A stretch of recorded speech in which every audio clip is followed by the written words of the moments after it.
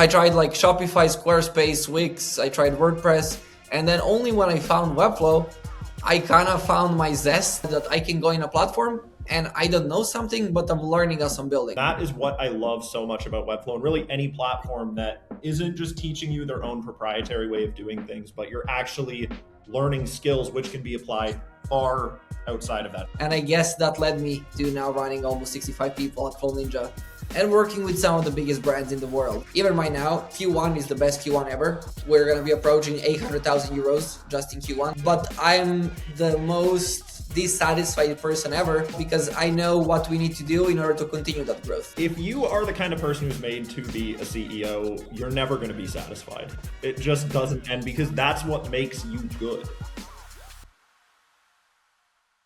I'm here with Uros Mikic. If you don't know who Uros is, he is the founder and CEO of Flow Ninja, which, can I just say you guys are the best Webflow agency in the world? Like, I think that's pretty agreed upon at this point. I don't know who your competitors are. I'm not going to disagree with you. I'm not going to be the one that's going to say that, but I'm not going to disagree with you here in the call. Best Webflow agency in the world. Uros is also a pretty young guy. He has a really interesting story.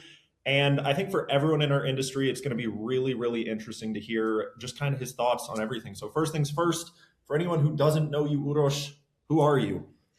My name is Uros and I'm 26 years old. I'm turning 27 in about a few months.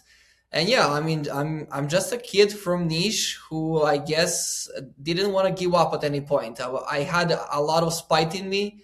So since my childhood, I always wanted to find a way out. And I guess that led me to now running almost 65 people at Flow Ninja and working with some of the biggest brands in the world. So that's maybe the short story, but I think we're going to be answering the longer story here in this episode. Yes, for sure. Spite is a really powerful thing. What actually got you into Webflow? So you have a full-on Webflow agency. Some stuff happened in between there. Like, how did that look for you? Did you start making websites with other platforms? How did that start? And then what brought you to Webflow? Yeah, so like when I had the Instagram account, I built my first website on WordPress. So I was literally selling an ebook, which was kind of private label rights. So like you can buy rights to a book, you can package it up, and you can sell it afterwards. And that's the first time when I actually created a website. But at that point, I did not know how to code. And whatever I wanted to do on WordPress, it required me to write PHP, which I did not know, or to pay for plugins, which I was always searching for solutions, how to download those plugins for free. And then you get viruses inside of your WordPress setup, and like all of that becomes a little bit of a nightmare to manage. So I was kind of trying to find a better way to develop websites. Then I tried kind of Shopify. That was also not customizable to the point that I needed. And it also we did not have Stripe in Serbia. So like all of that was also problematic. But I managed to open a company. Like I think I opened a US company when I was 16 or 17 years old. And I was getting money on my account, not on my account, but on my brother's account, because I did not have 18 years old. And you cannot get foreign currency in Serbia if you're not 18 plus. So I was literally getting my first money ever on my brother's account, and he was getting me the card, and I was kind of paying on the money, which was a fun topic. But yeah, that aside, I mean, I tried like Shopify, Squarespace, Wix, I tried WordPress, and then only when I found Webflow, I kind of found my zest, or how do you want to call it, that I can go in a platform and I don't know something, but I'm learning as I'm building. So I kind of felt that every day when I spent like 8 hours inside of the platform, I knew something more, but also I knew something more about the web because it was built on the core principles of web. And I guess I never looked back since then. So like since then, it's been a constant learning curve in every single role that I've done, because I've had 2 full-time roles before opening the agency. Webflow was always a great tool for me to use no matter what I was doing. And I always felt that I'm not wasting time, because sometimes when you have a platform and you learn that platform, you've kind of spent all of your time just to learn that specific area of the platform, and you can use it only there. Versus with Webflow, you're technically learning HTML, CSS, front end, and later on back end. So you're actually understanding how the web works with having a platform. So even if the platform maybe goes away, I was always feeling that I actually learned something, and that I'm going to be able to apply that knowledge to something else afterwards. Yeah, a lot of people don't talk about that quite so much. Like if you have your, for example, let's say Shopify set up with your customizable theme, if Shopify, which this isn't going to happen, but if Shopify just disappears one day, that's useless. You know, Yeah, you knew how to click buttons in Shopify and that's it. Whereas with Webflow, like I think it was maybe 2 or 3 years after I started consistently building sites in Webflow, I had to make some edits to some like custom just HTML and CSS and stuff like that. And then I just clicked one day, I'm like, I can write HTML and CSS. I never learned to. I didn't watch a single video. I just could one day. And that is what I love so much about Webflow and really any platform that isn't just teaching you their own proprietary way of doing things, but you're actually learning skills which can be applied far outside of that. So you yeah. started building sites in Webflow. What made you decide to start an agency? So I feel like a lot of people, like every second Webflow developer that you talk to is like, yeah, I'm going to start an agency. But not so many agencies become successful. Yours obviously did. And I think a lot of success is always geared back into the motives behind that. So, like, you find Webflow is pretty sweet. What led to you actually starting an agency? Yeah, yeah, of course. That's a great question. I mean, I think that realistically, I was always an entrepreneur since I was young. Because even if you see my history previously, that was not huge money, but whatever I wanted to do, like I was also throwing parties and making money out of that. Whenever there was an opportunity for me to make money, I tried to make the most out of it and to kind of to get cash out of it. So in general, I do really love the web. I have a passion. I mean, like for design, marketing, and development, but I also have a passion about the overall business. So that's why I think, let's say, our agency was able to get to like bigger heights and like it was able to scale to like the point where it is at the moment, because it was never about I'm the best developer, I want to do things. It was always about let me create a business.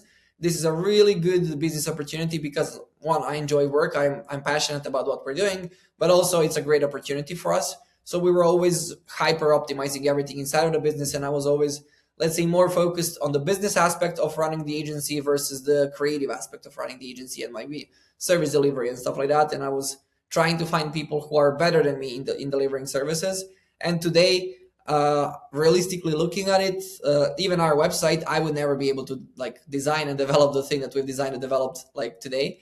And I'm the most proud person ever. Versus maybe in some cases, some people who open up Webflow agencies are the best experts at that, like at that field, and they don't want to go to the business aspects because you have to completely forget everything which you love, and you have to get into Google Sheets, and you have to look at Google Sheets every day and make decisions based on KPIs, and have a lot of meetings and kind of have a lot of leadership and stuff like that.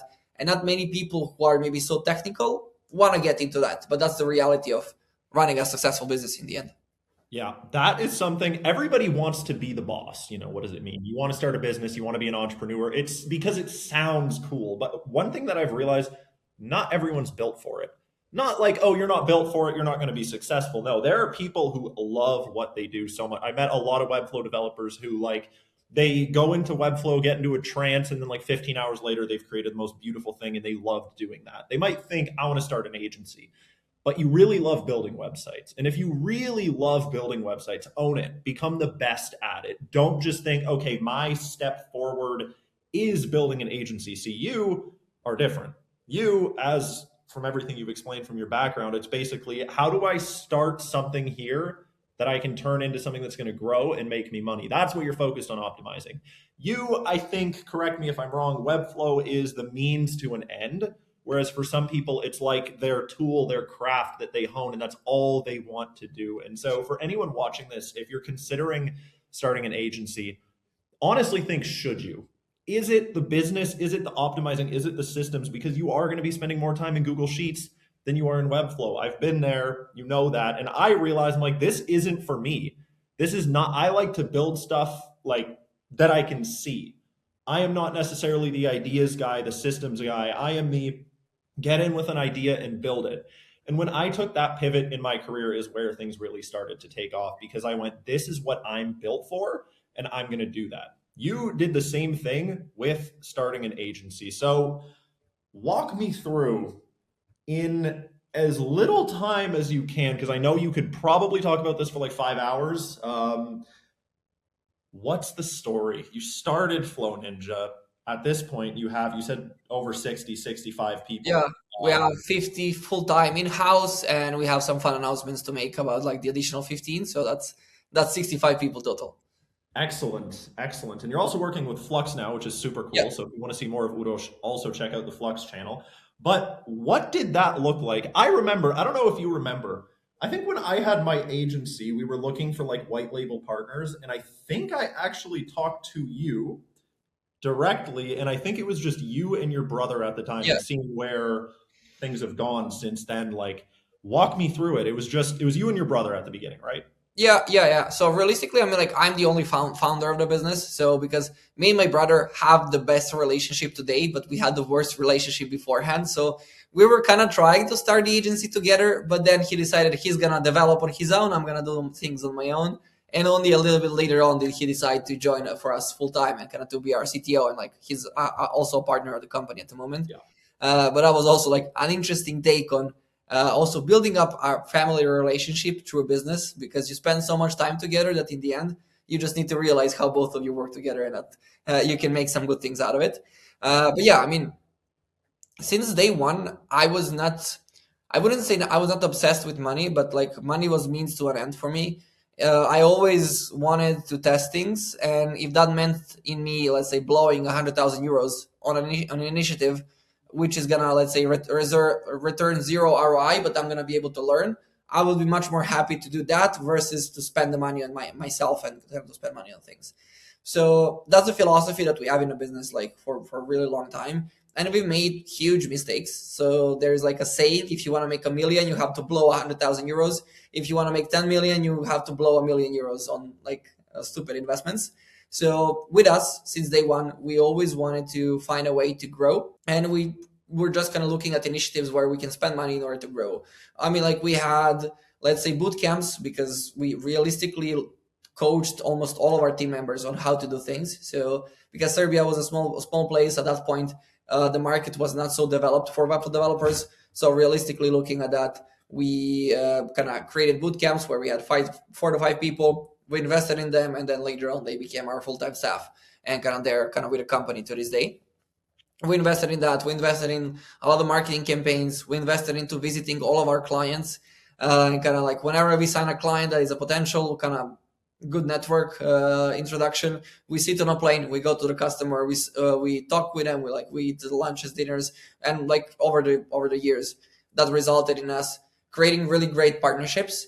So instead of, let's say, going step by step in everything that happened, I think that one philosophy that always kind of like stayed true in Flow Ninja was that we were always trying to find a unique way to approach growing the business, and we were not afraid to risk money and capital and our time in order to test things. And we were always working on the business. I mean, whatever we're doing, even right now, Q1 is the best Q1 ever. So we're gonna be approaching 800,000 euros just in Q1, so like 800,000 maybe to 1 million, which is for me like an unbelievable sum.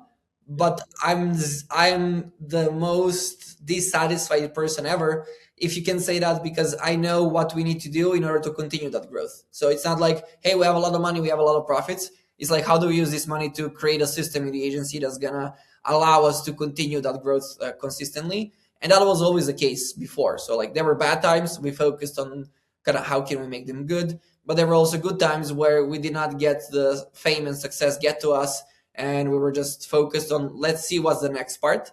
And that kind of also probably annoys my team a lot, because I say, yeah, this is great, but what about the next thing? Like, well, what about the next thing which is going to happen? And it's just realizing that it's never done. I mean, I was living in a fairy tale when I started the business, that I'm going to come to a point where the business is going to be organized and everything is just going to be smooth sailing. But you just have to figure out that you have to reinvent yourself on and on and on and on and on, kind of as you're growing the business. And that is maybe the hardest part, to have the grit to reinvent the business every year. Because when you come to 7 people, things started breaking. Then you need to reinvent the business to come to 14 people. Then things started breaking. Then you come to 28. Then things started breaking. Then you come to 46. Then things start breaking. And then like maybe you're going to be able to go to 80 to 100 of people or whatever. Or as the time is kind of showing right now, with AI, that you're maybe going to come to 50, and that you need to trim down the team a little bit to keep only the best performers who know how to use AI inside of the organization, so that you can keep up with competition and that you don't bloat the organization itself. So there's always like things to do in the company. And realistically, like one of the reasons why we've had success is because we've always been in a lot of places where we can be lucky. Whenever we start a year, I'm like, hey guys, I want to get like 15 places where we can get lucky. That only if one of these work, our company is going to grow 30%.